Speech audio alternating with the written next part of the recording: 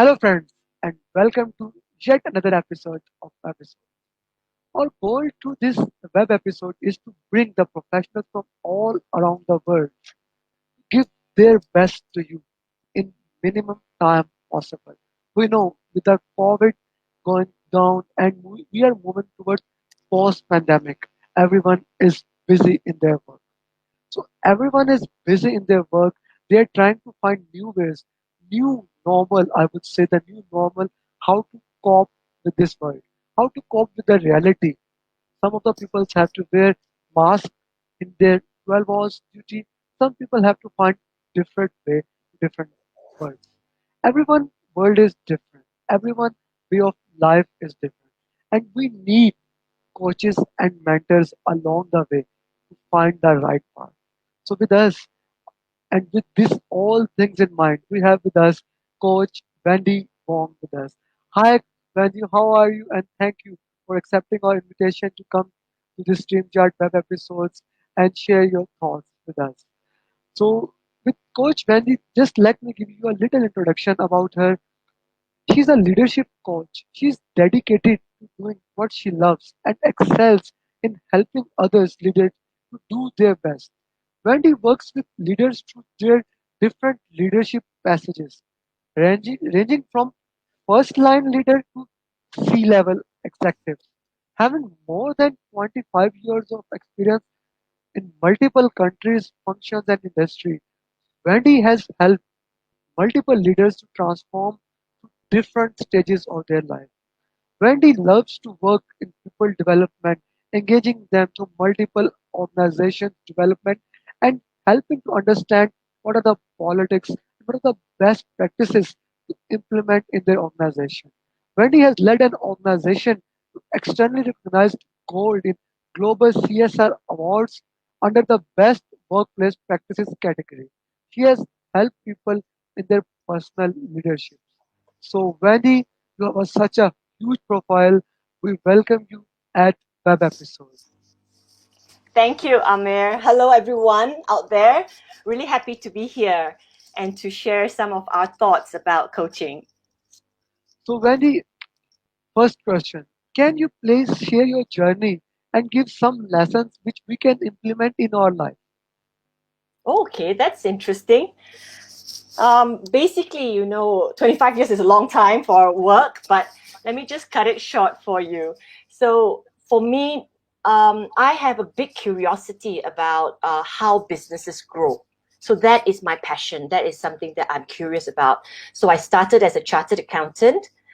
10 years into that, and then I realized that in business it's not just about numbers, but it's also about people. Actually, in business, people are the competitive advantage. And so that's how I spent the other next part of it, of my life, being a head of human resources and looking at certain regions to investigate more about the people and how do you get the people potential out.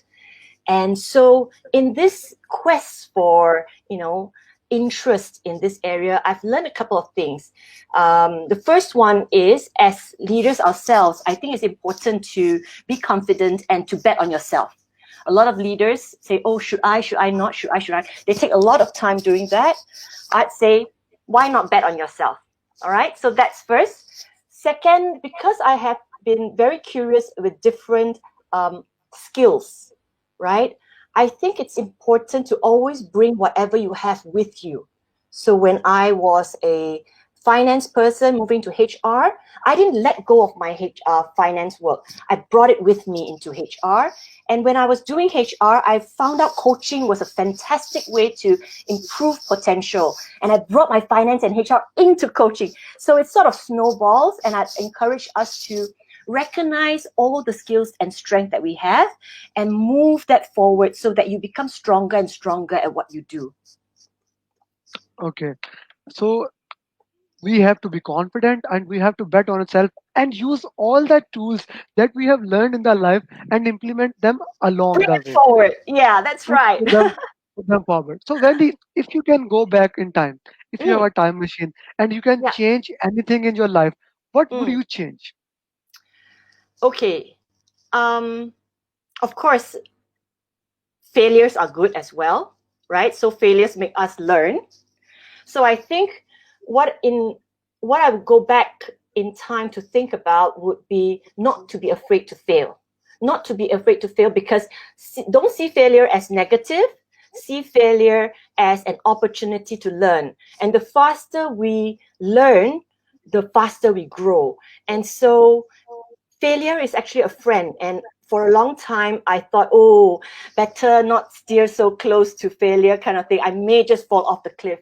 And the truth is, every time you fall off the cliff, you rise up further and higher. And so if I knew that, I would have embraced that even further earlier in my career and my life. So we can say that failure is our friend.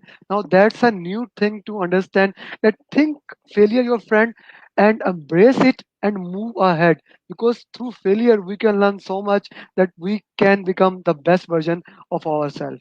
Would you share your coaching model or style with us? How do you coach executives to become the better persons? Okay, so even before a coach, I think I've always believed that perspective is a really important quality of a leader. The ability to not just tunnel vision. It's important to tunnel, but it's also important to expand your thoughts and expand to different levels and layers and dimensions. So perspective is one thing. So in my coaching work, a big thing that I do is to help bring more perspective to the leader. And I think that that's through creating awareness within and around the leader. And from there, I think the beautiful thing happens, because when you have an expanded perspective and an expanded awareness, a leader gets more choice. And with choice comes freedom. And so I think that that's how I work with leaders. It could be any dimension in the sense of challenge, but the key is to bring forth new perspective, new insights, and then say, okay, with this new insight, what do we want to do with it? Okay, so basically your model works in a way that you help the leaders to expand their perspective, and with the perspective it comes that we see more things, and when we see more things, it's just like then when we go on the hill and when we reach the top of the hill, we can see each and everything, and with that our perspective is expanded, we have more choices and we can work in better ways. Thank you for sharing that. Okay, now what are the top skills for future executives, and how can we develop those skills in us so that in future we can become better executives? Okay, top skills for executives. I Yes. think executives, one thing I always believe is first ourselves. We have to be a leader within ourselves. So your own self-awareness and our own understanding of who we are, our values, and our beliefs are very important. So that's a good start. So, and again, as I said, you always bring it forward with you, right? So that expands, but start with yourself, and then start to understand others and to expand. And I think leaders, one thing is to learn how to help others grow. I think that's really key, because a person can only do that much. However smart or however wonderfully strong we are one. And a leader is about bringing forth the power of many, and that's also a skill set that you need to learn and grow. And it's not something, I always say, we are not robots where we have a little switch here, like on off. We don't do that. And so I encourage us to continue to grow, continue to learn, because the journey is long, and and the fun is in the journey. So I encourage you to embark on this anytime you have. Continue to learn, journey is fun and constant and never ending improvement. Always moving towards, like the Japanese Kaizen, that continuous improvement helps you to move towards.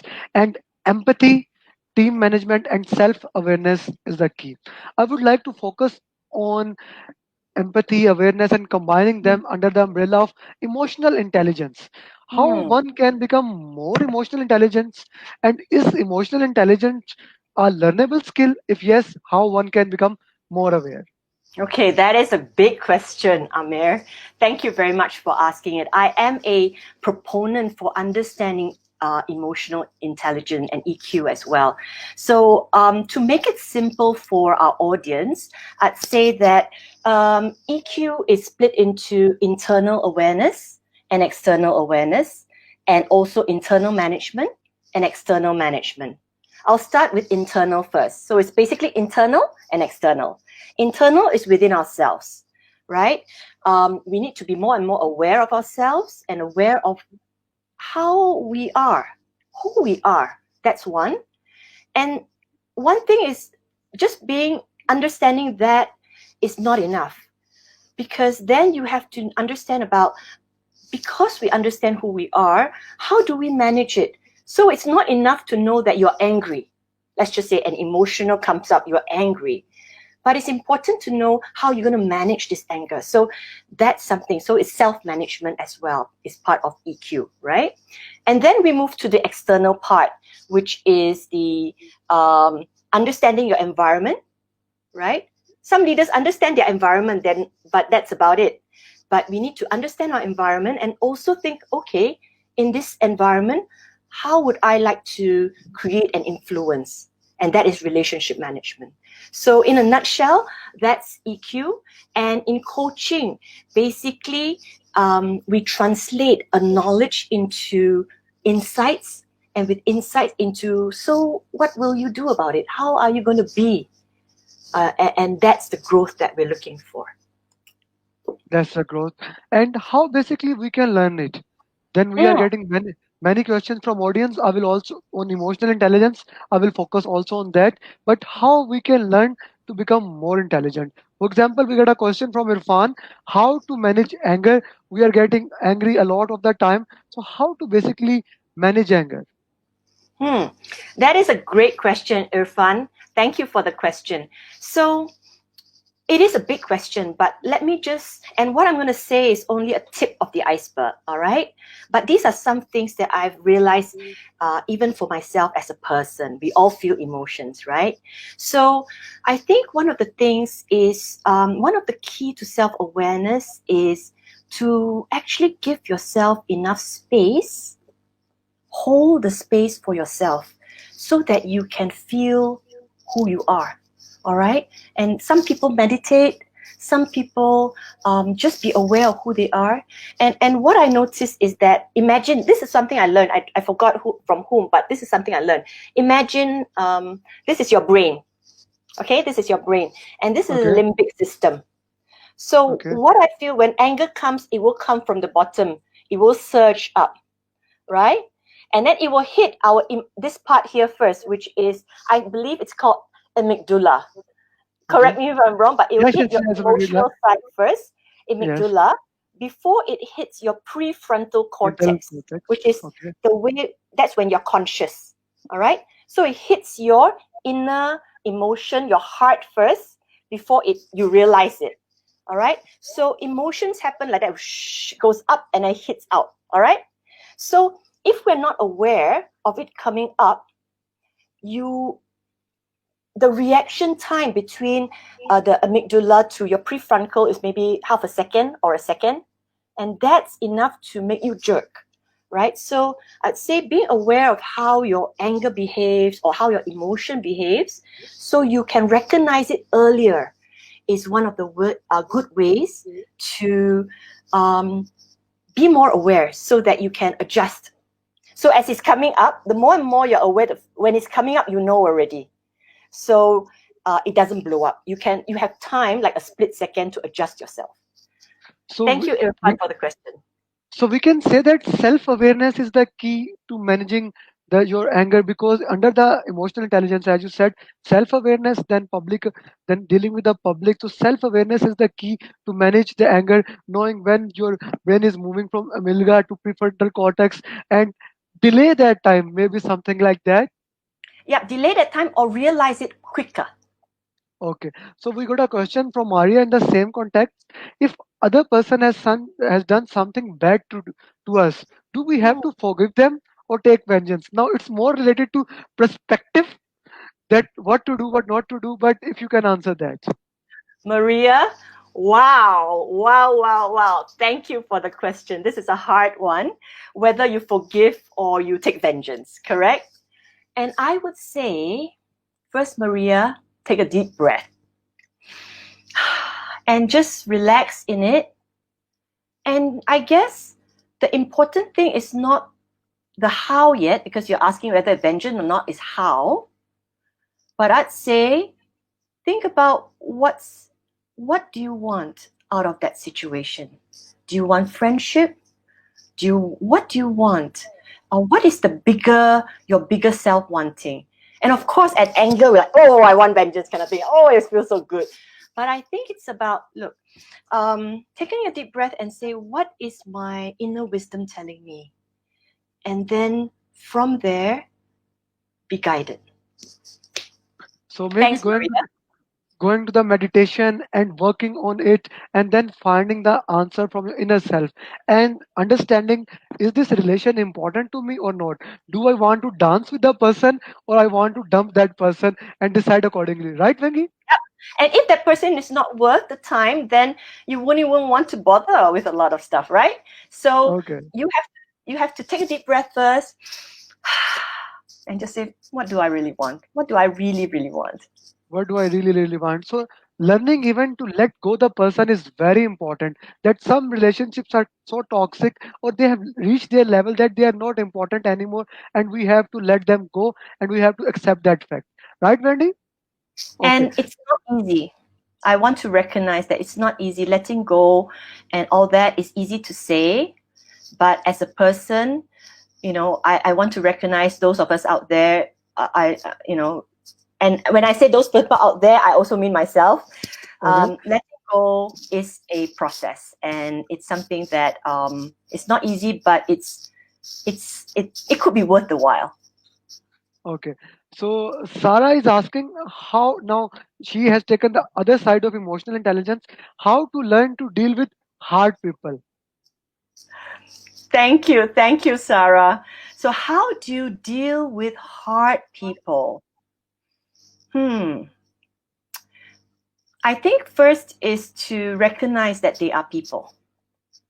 And so they are humans just like us. They are, and not in particular, but let me generalize a bit. So, not specific, right?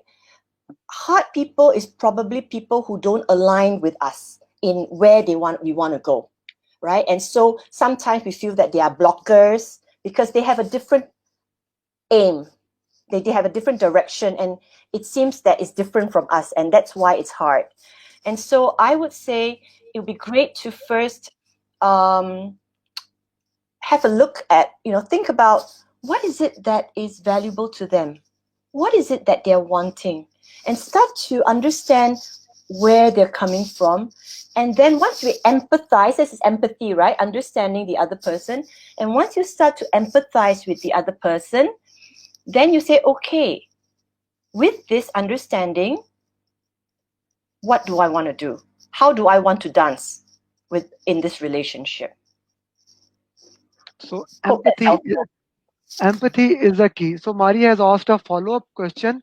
How can you guide us in the path of how to let it go? As you said it, it is difficult. So It is.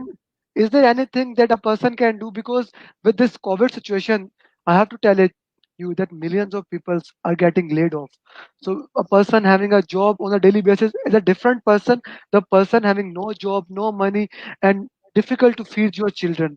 So how we can learn to let go of hard things and learn to accept the facts? Is there any process for that? Thank you very much for that question. I love you guys because you guys and girls are asking me fantastic questions. So I'll give you an analogy. You hold this hand tight, right? Tight. So when you're tight, you cannot let go. You don't have enough space for choices. There's not enough space for choices. I give you a story. I think it's from Harvard Business Review, where they said, how do you catch monkeys? So what they do is they have a coconut or a box kind of thing, and they cut a hole small enough for the hand to go in, for the monkey's hand to go in, and hold the banana, right? They go put their hand in to take the banana. Once they take the banana like this, the monkey's hand cannot go out. And so the monkey is caught, right? Okay. And the way to actually get out and be released is to let go of the banana. But the monkey wouldn't let go, so it holds. And so this sometimes is the way our brain works. It holds on something and we won't want to let go. One of the ways I think that is valuable to let, and I'm speaking from myself and my own experiences, is perhaps to see what is it I want differently. So for example, being let go, for example, would be, okay, we had a good job or you had a good job kind of thing, but what is it that you want differently? And then go for it. So it's not holding on to the past, but I'd say pursuing the future. That's important. And when you pursue the future, you found out that you let go of whatever you were holding on to. Maybe that will help. We are getting a great response from the audience, and this is the first time that females are getting so much involved in this conversation. Maybe because, let me tell you, the audience, that Wendy is basically a very proactive for women rights and all those things, right, Wendy? Yeah, not only Yeah, women's rights, but I think freedom for all. And freedom for freedom to all. me is not just about that you're not a slave, but basically I think freedom. One of the biggest things is our minds, and how do we seek more and more freedom in our mind is a big important part of our lives, every one of us. True. That is so true. Okay, what is passion under your thoughts? And is it important to work on your passion? And the follow up thing, the most important thing, how one can find it. Whoa, thank you, Amir. Passion. So a lot of people say I'm passionate about this and that, right? So I think a good litmus test of whether or not you are truly passionate, and passion is about truly passion, is your willingness to suffer for a belief or for something. So for example, if you say I'm passionate to be an accountant, I'll give it for example. I'm passionate about accounting, for example, or I'm passionate about project management. So the question will be, how passionate are you? Are you willing to suffer for it? Are you willing to go through the difficulties for it? That will indicate whether you are or not passionate about something, right? And I think passion can be overrated. I think one of the things that I think passion, like anything else, grow. And to find out, I think, is to test. So if you're interested in project management, then you don't have to say, oh, I'm passionate about, test it first. Test and see, hey, is this what I really want to spend my time with? And is this really what I enjoy and feel the flow? So I think once that happens, sometimes you would be taking different steps, but it goes forward. And that's the bravery and the story of your life, and it's great to celebrate it. Okay, so it is great to celebrate. From Akar, we have a question. I am passionate about singing, but I have to work in different fields. Now, this is a question that we normally get, that I am passionate about something, but I have to feed my kids, I have to do my day job, and things like that. So, under these circumstances, what do you recommend? What should a Yeah. person do? Okay. And this one, thank you, but this one I'd say is from my point of view only. Okay, so you have to think about it as one perspective. Okay, so I always believe that passion is one thing, but basically financial freedom and being financially okay is also very important in our lives. We have to be practical, right? So when sometimes you're passionate about something and you need to do something else, it's not uncommon. A lot of people go through that. Sometimes I hear about very famous people that before that, let's just say singing, for example, they may do a day job and then they have passion in their singing and all that, and they start their strategizing their singing career bit by bit, but not letting go everything. So they do a parallel for a period of time. A lot of even those Hollywood or Bollywood actors and actresses do that, right? And once one take off, then you can slowly let go of the one that you have less passion for. And I think sometimes in my own career, passion can grow. So whatever you do, find whatever it is that part of it that you like, and then celebrate it. And enjoy it. So you may be singing while you do whatever that you're doing. That could be something to start off. I Okay, hope that's so helpful. yeah, that's a great answer. That whatever you are doing, keep on doing that thing, because finance is very important. If you don't have food in your belly, then you will forget about the passion maybe. So start working on whatever you are working, and start saving some money, and maybe working in the night on your passion. For example, if you are as a singer, if you want to do singing, maybe make a podcast, maybe make some videos for free for people, give them free, and slowly start rising to the field. And then when you think that you can obtain financial freedom from your passion, then work on that. Is that, Wendy? That is something like that, but that is my perspective. Different Okay. people have different ways, but I think that's a practical way. I will agree with your perspective, because letting everything go, especially under today's circumstances, is very difficult. And even if you work in a job for 12 hours, with this digital revolution, you have TikTok, Facebook, Instagram, and so many free things. The 4G everything and 5G coming at the edges, you can pursue your passion maybe in your part time, and you can grow that business slowly.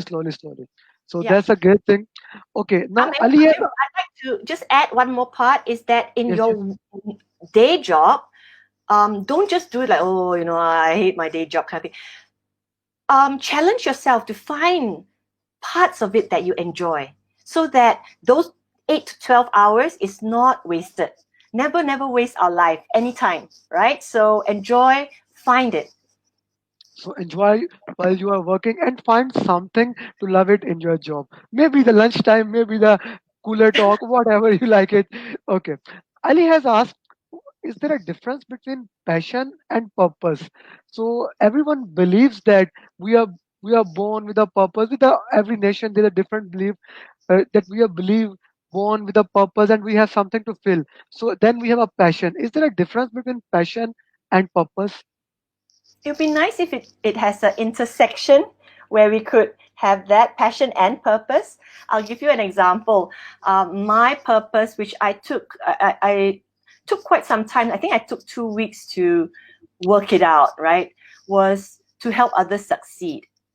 Then I was like, is that all? To help others succeed? Like, it seems too simple, but I realized I think I've held this for 10 years already. To help others succeed is something that brings a lot of joy and my purpose. But my passion is coaching. So I help others succeed through coaching, through my passion. So You maybe there is a subset there. Okay, so there is a subset there. Thank you for the answers. Now, how crucial communication skill is in general, and now with the digital revolution, the people working from home all over the world, how communication is important, and most importantly, how much important active listening is. Whoa. Okay. How communication is important. I would say that communication is one of the very important skills as a leader that we need to grow. Well, you don't even need to be a leader to, self leadership is important, because we want to share information with others, and communication is sharing and also receiving. So people think I want to have communication skills. What they say is basically I want to have speaking skills, but communication is two-way, True, right? true that, So true. that's one. So that comes to your next question about active listening. Active listening is the receiving, in communication, you speak going out, you share and influence going out, and then you listen, right? And active listening is about, I would say, the power of listening is the willingness to be open enough so that you are open to even changing your opinion. You are open to Mm, changing your stand about something. That's when you're truly open to listen. instead of maybe a half listening, is you're listening to correct the other person and move the other person to your position. That is, I'd say, 50% listening. True listening and active listening is being absolutely open for you to even say, oh, I didn't realize about this. Now that I see this, maybe I would shift my position. So a little bit about that. So, how can a person develop that skill? Maybe expanding their perspective. Or what are the tools? Is there any tool that I can become a better listener, or anyone can become a better listener? Okay, all of you can Google, right? So you can Google all the techniques of better listening. But I think I want to leave you with a thought. And this one was something I thought, I think today or yesterday kind of thing. And it was a concept of a parachute. So everybody have a parachute in your head? Okay, Parachute, yes? So okay, a parachute only works when it's, open. yeah. So Okay, as in okay, listening, you have to open. You have to be okay, open to hear anything that comes your way. okay. We are getting more and more questions, but we are running out of time. So, Wendy, just in the end, where can people find you and ask all those questions? Is there Okay, any? great. Yes, you can actually follow me on LinkedIn. So I am Coach Wendy Wong. So LinkedIn backstroke Coach Wendy Wong, you'd find me. I'm also a founder of Peta Diri. Peta Diri in Bahasa means map of yourself. And it's a Map tribute of to self. all of us, me and all of you, that we will map our lives and own our path.